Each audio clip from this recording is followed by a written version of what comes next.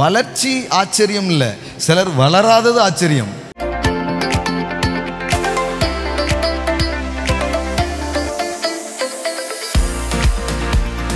ஆலயத்தில் நாட்டப்பட்டவர்கள் எல்லாம் சொல்லுங்க, நாட்டப்பட்டவர்கள்.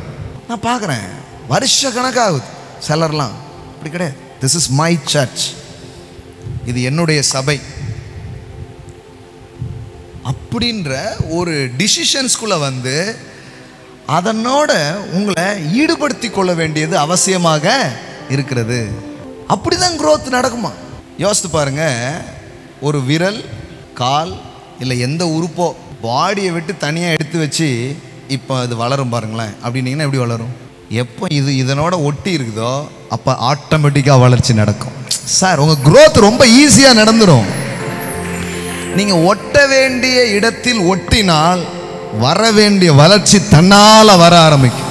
இங்கே பாருங்களேன், இது வேல்யூ பண்ணாமலே போகும்போது அங்கே வந்து சுத்தல் நடந்துக்கிட்டே இருக்கும், சுதந்திரித்தல் அங்கே இருக்கிறதே கிடையாது, சுற்றிக்கிட்டே இருக்கிறேன். வாரத்தில் ஏதாவது ஒரு நாள் அட்லீஸ்ட் 2 டைம் முடிஞ்சா இன்னும் 2 டைம் நீங்கள் அதை சூஸ் பண்ணுங்க. ஆனால் ஒரு டைம் முடிஞ்சால் அட்லீஸ்ட் ஒரு டைம் அது விடக்கூடாது. No more compromise.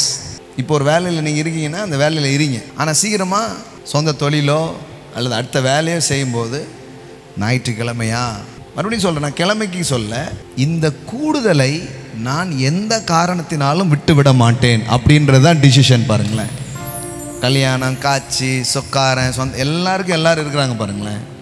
ஆனால் டிசிஷன்ஸ் அதெல்லாம் போயிட்டு நான் வரேன். ஆனால் நீங்கள் இதை இந்த அந்த அளவுக்கு இதை வேல்யூ பண்ணலன்னு வைங்களேன், வருஷ கணக்காகும். சிலர்லாம் நான் வருஷ கணக்காக பார்க்குறேன். நான் எனக்கே ஆச்சரியமாக இருக்குது. வளர்ச்சி ஆச்சரியம் இல்லை, சிலர் வளராதது ஆச்சரியம்.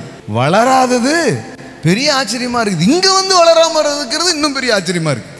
எப்படிரா இது அப்படின்ட்டு சாத்தியமே கிடையாது. இது ஆன்லைன்லையும் எங்கேயோ நின்று பார்க்கும் போதே ஒரு மகிமை வெளிப்படுகிறது, ஒரு வல்லமை வெளிப்படுகிறது, ஒரு தொடுதல் வெளிப்படுகிறது.